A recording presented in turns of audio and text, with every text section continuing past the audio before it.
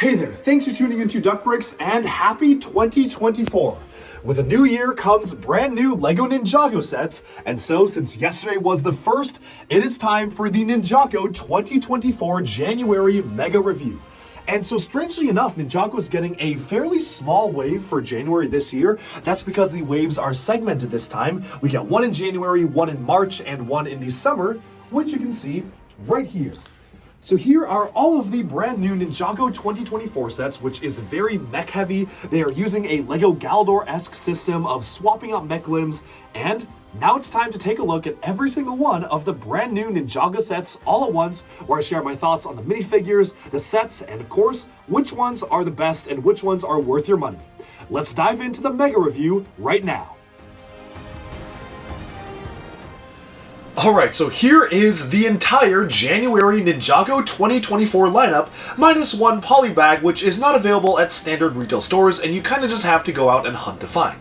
This right here is the largest set, Egot the Master Dragon, coming in at $70 US. We have a series of mechs, both at $20, Cole's Elemental Earth Mech and Sora's Elemental Tech Mech, and then we have a mech battle pack, Kai's Elemental Fire Mech versus the Wolf Mech for $30 US. The wave also includes a number of Gimmick Sets, the Rising Dragon Strike Sets, all coming in at $10 each. And we have a Battle Pack for the wave, Jay's Mech Battle Pack, which also retails for $10 and comes with 4 minifigures at incredible value. And lastly, there is a 4+ set, Aaron's Battle Mech, right there, which retails for $16 US. The wave comes with Ninja in brand new mech piloting suits, which honestly I'm not even sure are going to appear in the show proper because they feel sort of like similar suits we've gotten in the past for themes like Nexo Knights and whatnot, which made mech pilot suits for the characters, but none that were really particularly canon. In fact, the only canon suit that is really important to the story is the Master Lloyd suit right there, which appears in the Jace Battle Pack, and we also get a ton of Wolf Mask Warriors, as they're called, which are really cool looking, sporting new dual-molded headpieces, Lord Raz, recurring from the first Dragon's Rising wave, now leading this new faction, as well as his right-hand man Cinder, the new Elemental Master of Smoke, plus Jordana, who he has recruited from the realm of Imperium. Altogether, there are a number of different sets here that are primarily focused on expanding the LEGO Ninjago world that aren't necessarily all going to be sets that appear in the TV show proper. During my interview with the LEGO designers behind this wave during Fan Media Days at LEGO headquarters in Billund, Denmark, all the way back in September where we were shown these sets for the first time, they mentioned that many of the mech-specific sets are really mostly made to appear in shorts, which will be airing in the first half of the year before Dragon's Rising Season 2 actually comes out, and really the only story-relevant set here, at least for the first part of the year, is Egot the Master Dragon, who will play a major role in the new 2024 Ninjago storyline. But now, let's get right into the sets. I'll be doing a separate look at all of the minifigures in a unique video coming out soon, as well as separate individual reviews on every single one of these sets, ideally supposed to come out over the next few days, so definitely stay tuned to the channel if you want to see individual reviews of all of those. But now let's start off with the Gimmick Sets and go from there. The Gimmick Sets for this year are $10 Dragon Strike sets, and they're rather interesting in the way they function.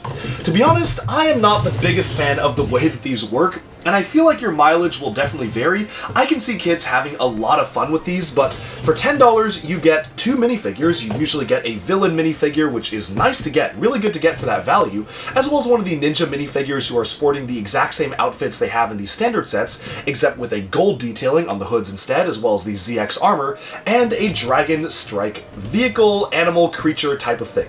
So how exactly do these work? Well, the entire point of the models is that you slam down on the back of the tail, and the dragon goes flying forwards. I'll demonstrate that with Kai's Dragon Strike here, where you can kind of have it outlined like so. You line up a villain, or multiple, you can of course hit multiple villains with it, and you kind of just give it a good whack. And you can see that actually has a bit of a powerful strike to it. It really just goes very far, and I actually do like how far it goes. But I'm gonna be honest, the thing that really gets me about these is that personally, I do not think they look that cool. I think they look alright. The way they're set up reminds me a lot of the second wave of Chima Speedors, which was for Fire and Ice, that kind of nerfed the entire concept of Speedors and made them look not super nice, and I feel like this has a really good idea behind it. The wings are really cool. I love getting these wings in the dual molded color, and the head is also really, really good. I'm a big fan of the way the head worked out. It clicks open and shut. And you also have a collectible in the form of the Dragon Power Cores, which we saw in the first season of Dragon's Rising being used there, and I guess in theory that allows it to roll across the ground more, but I mean, you all saw how the spinners from Season 1 of Dragon's Rising did, so I'm not super bought into that. But I think that the components are here to make a cool looking dragon. I can see an amazing dragon being made out of these heads and wings, but it's really just the body that gets me. The body is singularity built around the entire function itself. It is very awkward in its shaping. It is very long, rectangular, skinny, and just feels kind of like a weird block. I don't really know what to do with the body. So in my opinion, the dragons are kind of weird. There are cool pieces here if you want to use them for your own things, but nothing super groundbreaking, and I feel like if the entire core purpose of the set is centered around a dragon that I think just looks okay, doesn't even look that great, that just means I'm not the biggest fan of them, but definitely, I'm sure kids will love it. It is a lot of fun and very, very satisfying to do that. That actually works really well. Like, I really like the way the function works. I just think it doesn't look that cool in my opinion. Now, of course, we get different versions for Eren and Nia as well, and the functions are identical between them. Unfortunately, these are pretty much the only builds you get in the set themselves, so you don't really actually have anything to build up. I think it would have been cool to have maybe some sort of a side build of either just a small little build or outpost for the Wolf Warriors included in the set so you can actually topple over some buildings Angry Bird style, but as it is, in the sets, you basically just get these. You get Wolf Warriors, one for each of the 3 gimmicks, and then you get the dragon itself. So for $10, it's okay value. It's actually pretty good value because for $10 you are getting 2 fully detailed minifigures, but there's another $10 set coming up that's about to blow away this value. One last thing I do want to note about these is that unfortunately, and we'll talk about this more when we get to the minifigures video, Eren and Sora, the 2 new characters, did not get any new suits for this wave, nor do they seem to be getting any new suits even for March as well, even though Wildfire is for some reason. Personally, I think that's a little bit strange. I feel like since they're full-on members of the team, and honestly more members of the team than Jay is right now, they definitely deserve to get new suits of their own. It reminds me of the time when they first were introducing Nia to the lineup, and she wasn't getting new suits, and she often would just have the previous wave suit for the next wave. It kind of feels like that's what they're doing with these until they get more popular, but I really feel like they should get mech pilot suits of their own, and it's a little disappointing not having new ones. For instance, this is the standard mech pilot outfit you can see for Kai here. Obviously, the regular one has a different coloration for the hood and different armor, but this is the standard torso and legs. This is specifically used for the Dragon's Rising Strike one, and I actually really like the color scheme. I feel like the gold works really well on this particular one. For Nia's, it's a little bit more tricky because you've got gold and gunmetal gray, which are 2 colors I don't really think go well together. Personally, I would rather they picked a gold color and stuck with it, but I understand they were just working with the pieces they had available, so I think it's alright. And then Eren's is, yeah, I'm not gonna lie, I do not like the look of this suit, especially with the predominantly gold mask. It feels a little bit ugly compared to the rest of the primarily flame yellowish orange or Keto orange and orange suit right here. So that's just definitely something I feel like is a con to these new suits, and again, we'll be talking about these a lot more in the minifigure close-ups, but I wanted to showcase the figures included in the Dragon's Rising Strike sets.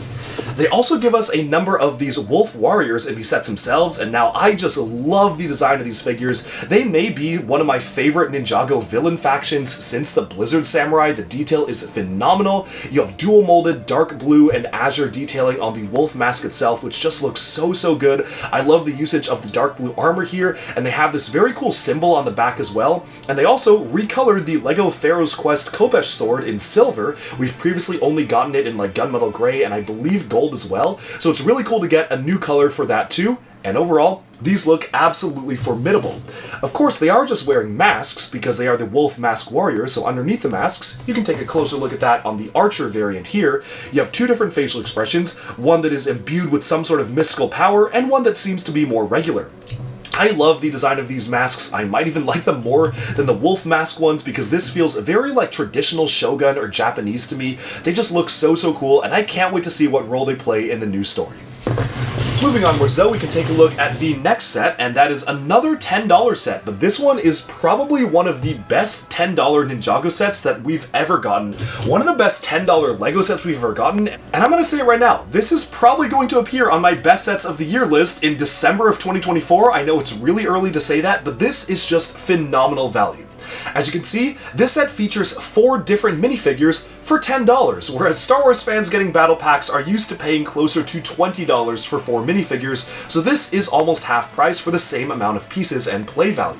Now, featured in the set is a small, almost Nexo Knight style mech for Jay here. This is Jay coming in his mech pilot suit, and who knows if this is ever going to appear in the show, because again, he is stuck in the administration, so he didn't even really appear in Season 1 outside of a brief cameo, but you can see here he has 2 blasters on one side, a sword on the other. It's actually very similar to the mech that he got for Tournament of Elements, strangely enough, which did have 2 swords on the back, or multiple swords in the back, a gun hand with 2 stud shooters and a sword on the other, so I kind of find it funny how similar it is to his Tournament of Elements mech, but I guess maybe that was supposed to be an intentional callback, not really sure. Otherwise, the build is basically just a Nexo Knights mech build with a few differences. Obviously the limbs are a little bit shorter, but for a $10 battle pack set, this is really solid. We also get Master Lloyd, which is one of the coolest new character details that we've gotten. Really happy we're actually getting a version of Lloyd that is kind of a sensei versus the regular ninja outfit. I'm hoping that in a future set he will come with a cape. I have no inside information as to that, so if he does, like, this is not me leaking anything. This is genuinely expressing a hope that he will appear with a cape in a future set, and we have not been shown future sets with Master Lloyd in it yet, so my guess is as good as yours. But this design feels like it's begging for a cape. He's literally got a chain detail here with some brown detailing on the back, so I feel like maybe they might be saving a cape for a future set, maybe in March or in the summer, but this is a beautiful robe. I love the design of it. You've got dark green dragon scale going alongside the robe itself, golden detailing, and just looking absolutely phenomenal for the minifig itself. Now, because it's a battle pack, you also get 2 different wolf warriors here, one with the mask and one with the hood, which looks so cool. I already took a look at these figures earlier, but very cool to get these for army building, and honestly, while I do love the set, I feel like it would have been really, really cool, and I understand that LEGO would never do this because sets with Lloyd sell well, and sets with ninja themes things sell well, but wouldn't it have been really cool if we got a $10 set that looked something like this? I feel like a lot more people would have bought that and bought multiple copies of it if you literally just had a full-on Ninjago battle pack. Just no ninja, just villains. They'd never do it, I know, but it would be really, really cool because that would have been just like the Chima battle packs with like lions and crocodiles and saber-tooth tigers. That would be really awesome, but I understand in order to sell sets, especially Ninjago sets, for whatever reason you really need to include the ninja minifigures because they do sell well, so it is a cool battle pack, and I mean, it is literally a battle set. You have a pretty even distribution of force, 2 ninja and 2 villains, but for army building purposes, I don't need 100 Master Lloyds, I don't need 100 J-Mechs. I could use 100 Wolf Mechs, and I could use a ton of Wolves. So instead of buying multiples of this, which I definitely would have if it was a villain-centric set only, I'm just going to wait until these appear on Pick-a-Brick and buy them in bulk there. So it is what it is, but just something I wanted to point out. The next set to take a look at is Aaron's Battle Mech. Now that is a $17 or $16 set depending on your region, which is a 4+ set, so honestly, not a ton is going on here because it is a 4+ style of build, but there are some interesting things going on. I do like how it presents a pretty even playing field in terms of the battle. First off, you have a glider type vehicle for the wolves here. It's very juniorized because, again, it is a 4+ set, so I'm not the biggest fan of it, but it's not really meant for me. I'm not the target audience here. It does have a disc launcher, so you can shoot out the 2x2 purple discs, which are unprinted, but it's nice that that is integrated into the build itself. You kind of just load it on the back there. And what's really nice is you actually get this piece of foliage from the new forest destination. These 2 pieces were first exclusive to the LEGO Disney Princess's Enchanted Treehouse. They are in transparent opalescent satin purple, but you can open it up to reveal a hammer right here, which can be used to strike the mysterious Gong of Shattering, an artifact that we don't know much about, but I'm sure is very important for the TV show, and one that is fully printed as a new print on the shield itself, which is a really, really cool print to get. For Aaron, honestly, I feel like I kind of like the villain stuff better, but I also just really, really like the villains of this wave, so I'm definitely partial to them. You have a standard battle mech, which is very similar to the 4+ mechs we've gotten in the past. You have the articulated joints here, and then the very, very bulky limbs, which you use to go around and walk across, which makes the proportions kind of funky looking for Bionicle fans. Lakuta Speria, you know what I'm talking about, but I think that this is alright as a 4+ set, but I definitely feel that Eren definitely deserves a mech of his own that isn't a 4+ set or part of a combo mech. The Eren minifigure is identical to the one that appears in the Dragon Strike, gold hood and everything, but just no armor piece, which makes it even more disappointing because I was hoping that at least we would get a new dual molded color of hood for Eren, rather than the gold one, which was maybe just for the Dragon Strike, but they could be saving that for a future set. Otherwise, not much to say about this 4+ set. Obviously, 4+ set value is kind of whack, and I don't really use it to judge the set itself because 4+ sets include much larger pieces that are more expensive to produce and are made with an entirely different market in mind. Setting that aside though, I think it's time we take a look at some of the larger sets, and I love the mechs this year. Now, we are getting 3 of these large style of mechs: Cole's Elemental Earth Mech, Kai's Elemental Fire Mech, as well as Sora's Elemental Tech Mech. And all of them feel like they have a very unique and distinct silhouette to them, while of course, they have this very nice function where, akin to LEGO Galador, you can swap out the waist, the limbs, the arms, the weapons, and really just play around with how you want your configurability to work with the mechs themselves. I'm going to start off with Cole's Earth Mech because that is one that I know a lot of people have been really excited about, and this to me is almost the perfect standalone Cole mech, especially if you're doing one at a small size. It is short and bulky, it retains his lava arms, which is his very iconic power as introduced in Day of the Departed and Hands of Time, and I just love the proportions of this thing.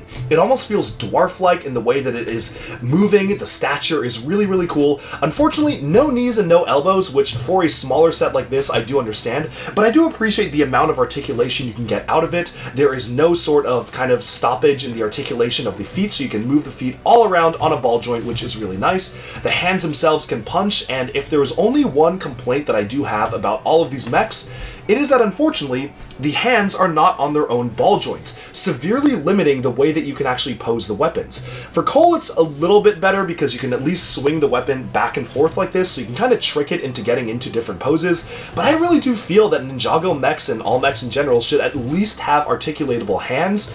For Cole's mech, I sort of understand why they didn't, because you want to retain that lava arms look and feel that a lot of other mechs don't have, but I definitely feel that for the other mechs we're about to see, they really should have had articulatable hands. Now, the cockpit does open up, revealing the mech pilot Cole figure, which, yes, his legs are printed. They obviously would not do unprinted orange legs. This is actually a pretty cool looking figure. I love the color scheme of when Cole integrates orange into the color. However, having the entire top of the head be orange, I don't really know how I feel about that. I almost feel like there should have been some of the other color down here, and then maybe some more black up here. I don't really know how to put it, but I definitely feel like the color scheme could be slightly improved. It's not that big of a deal, but it is trying to do a lot with the color scheme as well. The gloves are gold, it has gold detailing on the chest for the armor, but overall, I think it's alright. I'm pretty happy with this particular version of Cole, but I definitely think some of the other ninja just simply look better for the other mechs. Overall though, this is probably one of, if not my favorite mech from the wave. It's short, it's stocky, it's so much fun to play with, and stay tuned to my individual review to hear a lot more about my thoughts on this mech. Moving on from that, we have another $20 mech, and I forgot to mention that does of course come with a Wolf Warrior enemy as well. We have Sora's Elemental Tech Mech here, and this one is a very different mech compared to Cole's, and one thing I really appreciate is just how different they are. You can see how short Cole's is, barely coming up to the waist compared to Sora's, and I feel like that really helps differentiate them. In a world where we typically, when we get Ninjago mech waves, a lot of them are very similar to each other, I am incredibly happy that that is not the case for this particular mech, and it actually is doing something completely different. Sora's Elemental Tech Mech also comes with this side build, which I guess is a little bit of extra budget, but I actually really like it. It is a fully grown tree utilizing this nice horn piece they introduced last year, as well as a wolf who is flying on some sort of a glider or jetpack here, which is a very cool addition to the mech, and one that you can of course battle. You can kind of whack it off and see if you can land some hits on the enemy flyer itself. Now, Sora's mech is nicely articulatable. One thing that I do want to mention about it though is that it has these new armor pieces being used as kind of side pieces on the waist, which I think would have looked really cool if it was like this. But unfortunately, in order to bend the legs, they have to splay them out like this, and I feel like this just feels a bit awkward to me in the way it's positioned. If you're not careful, you can break them off as well, so I don't know how I would have done it. Maybe I would have mounted these on the side here, But I guess what they were going for was some sort of an armored skirt. I just don't know if these pieces were the right ones to use for it. However, these are brand new mech pieces, introducing for this year in 2024, kind of an add-on to the SCCBS system, which is really cool. And speaking of new pieces, all of these mechs have waist articulation, which is accomplished by a brand new joint element. Construction and action figure fans will really love this piece because it is currently one of the most compact ways to achieve that style of ratcheting in any sort of build, and again, the entire point of these mechs is that you can swap all the pieces together. So, I can take out Cole's mech here, put it on Sora's legs, and cause you to literally like glinch them in Galador style like so, and then you can put Sora's mech on Cole's mech, and it also works with Kai's mech and the future Lloyd's mech coming out in March. That achieves a very, very different look, and I really like how they managed to have this fun sort of swapping feature in the mechs themselves. And obviously, you could do this already with most mechs. Like, you can take a lot of LEGO mechs and swap the limbs and everything, but they have made it official with these sets. They've made it a full-on system that you can play with, and that is really cool. Now, Sora's mech is utilizing her new color scheme of coral, dark blue, and white, which is very, very interesting. A color scheme that if you told me on paper, I would not believe it works, but it actually works really well. They've also recolored this particular buzzsaw piece in trans pink, which is very cool to see that piece still being used from the Secrets of the Forbidden Spinjitzu wave. But one thing that I will say that's a bit disappointing is that I would have really loved to be able to actually spin this up, which you can sort of spin it up, but for most times when you spin it, just due to the friction in the piece, it tends to wobble and just stop spinning pretty quickly, as opposed to, say, the connection point on Aaron's 4+ mech, which will always spin very, very nicely and smoothly no matter where you angle it. So that's really nice that they had it on that one, but on here it's just a little bit more finicky. Like, because of the way the piece vibrates and wobbles, sometimes you'll get a good spin out of it, and then other times, especially if it's like flat, it's just not going to spin at all and stop spinning. Now, the other weapon here is some sort of a tech style of blade, which is really interesting. You have a very aggressive style to it, and of course that can be detached as well, but it's using the Season 8 blade elements, which I think work pretty well for the mech itself. Of course, you can open it up, see the cockpit on the inside right there, and you also have these angleable wings, which maybe could be used for flight as well. Overall, I definitely feel like Sora's mech from the first wave was a lot more unique than this, having it being a transforming mech that turned into a bike as well, but this is okay as some sort of a standardized form for Sora, and despite it being somewhat standardized, you still have a very, very unique building construction for it, because it is very, very different than the others like Cole's. Moving on from that, we have a $30 mech battle set. This is Kai's Elemental Fire mech, and it does come with a wolf mech as well. The wolf mech is probably one of my favorite things about the set, but again, as you can learn anything from this review, I am very biased towards the wolves. I think they're really, really cool enemies. This is really cool because the designer actually mentioned that this was born out of an initial concept design for LEGO Nexo Knights. It was a cyber wolf for the canceled Nexo Knights Future Virus Vampires wave, so it's cool to see that still living on in a future LEGO Ninjago set, and this is just so cool. It's very lanky. It gives off almost like horror style of vibes with just how long the arms are. I love the look and feel of this mech, and I wish that we got more villain-focused stuff. I mean, I guess I hear that we're getting a Shadow Dojo later on, so that's going to be really cool, but this is a really cool build, and I'm so glad we actually got a very lanky, very unique for the proportions wolf style of mech to go alongside the Kai mech as well. As far as the Kai mech goes, this is one of my favorite ones from this wave as well. I definitely like it better than the future Lloyd one, and I think I might even like it a little better than Sora's. The reason why is that it is very, very bulky. You have these new SCCBS armor pieces covering up two styles of the SCCBS limb here. Would have been nice to have knees, but I understand in a set like this, LEGO did not want to give it knees. The only major downside that I do want to point out is that, for whatever reason, LEGO has severely hampered the articulation of the legs. They've put these clip pieces back here to prevent you from moving the legs further backwards, which I guess is for stability reasons. Well, actually, I know is for stability reasons, but I always will maintain that I think LEGO has gone a little overboard in trying to make things stable, and it's not going to kill you if you just remove that piece so you can actually get it in a position where you can put that foot on the ground from this particular stance. However, it is LEGO, so it's very easy to remove that and swap it out for just a standard 1x2, so it's not that big of a deal. For me though, this is the set that hurts the most from not having articulatable hands. Unfortunately, because the hand is not on a ball joint, you can't really angle the sword outwards. Like, you can sort of get it by wiggling the sword back and forth, but not having hands on a ball joint is something that does hamper the articulation a lot. It is even less articulated than a minifigure in some ways, because while you can move this around on a ball joint for the upper arm, you can't move the weapon, so it is a little bit awkward in the pose, and I would love to have it in a pose where it's like holding the weapon outwards, but you just can't really do that. One thing I do like about the mech, though, is that they have recolored the energy blast pieces from the first Dragon's Rising wave to have this transparent orange color to it, which is really cool. I love how they're on ball joints, which is very fun to kind of articulate and imagine they are flames shooting off of the mech itself, and you can really get this in like a good position right there. Really, really fun to just play around with these mechs and see what different poses you can get them in, and for $30, this is actually pretty good value.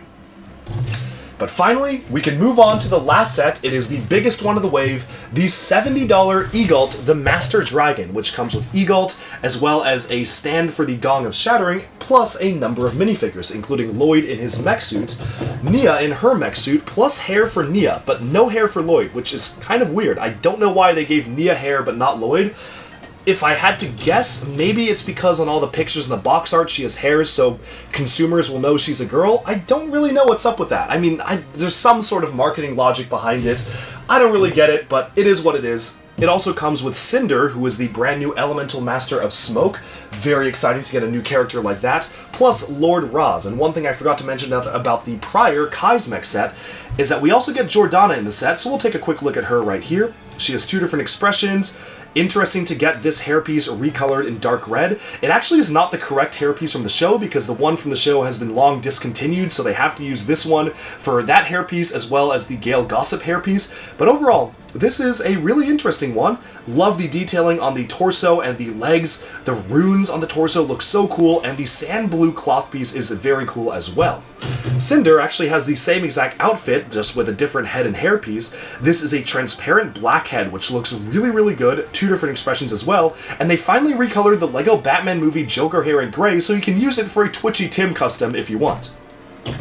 Lord Raz, unfortunately, has lost his arm printing, which is a little confusing to me because when we were shown this during fan media days, he did have arm printing. He had new arm printing with silver bands, so I'm not really sure why they cut down on that. Maybe it was a budgetary reason, but he is sporting a brand new set of robes with purple robes on the side. You have this very cool armor piece, which they introduced for Ninjago back in 2013, but is still obviously in use today. And you have that headpiece, which... it's Lord Raz. I've said my thoughts on him in the first Dragon's Rising reviews. I feel like the teeth should have been colored because you can't really see the teeth, but I understand that by not doing that, they were able to make the production of this figure a lot cheaper, and thus allowed him to appear in a lot of different sets. So I guess you do have some trade-offs there.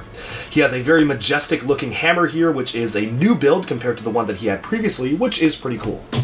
Sora, unfortunately, is unchanged from the Dragon's Rising suit variant, which again is kind of weird because given that these are the new characters they are pushing, I really wish that they would actually allow you to have new suits for the characters, even though this is a really, really good minifigure design and did appear in my top 10 minifigures of 2023 list, at least for the non-licensed section.